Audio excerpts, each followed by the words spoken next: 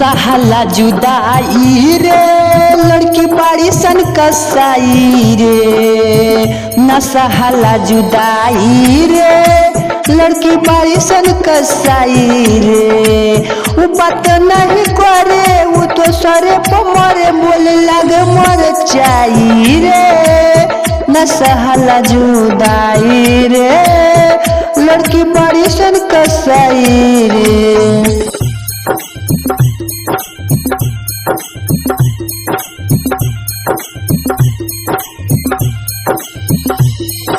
DJ Umesh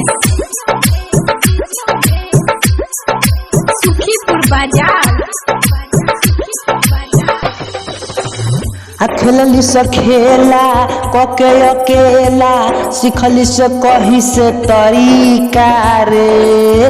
दोसरे चलते ये की न सेटिंग तोहरो कॉल जाई वेटिंग रे। खेलली से खेला कके अकेला सिखल से कहाँ से तरीका रे।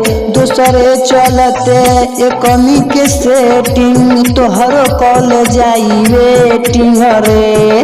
ना कोई बेवफाई वो गोइली भूलई हम कैसे समझाई रे।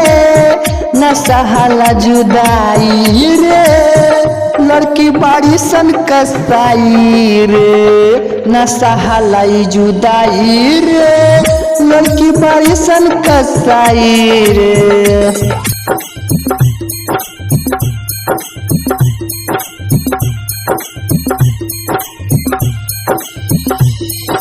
डीजे उमेश सुखीपुर बाजार।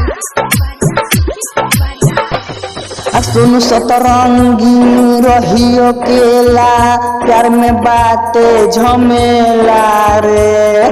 पंकज दीवाना भैले बेगाना रहता रे मनवा मार के। सुन सतरंगी रही अकेला प्यार में बाते झमेला रे। पंकज दीवाना भैले बेगाना रहता रे मनवा मारे के। तोहके हंसाई क्षण में भुलाई कदी ही सपराई रे।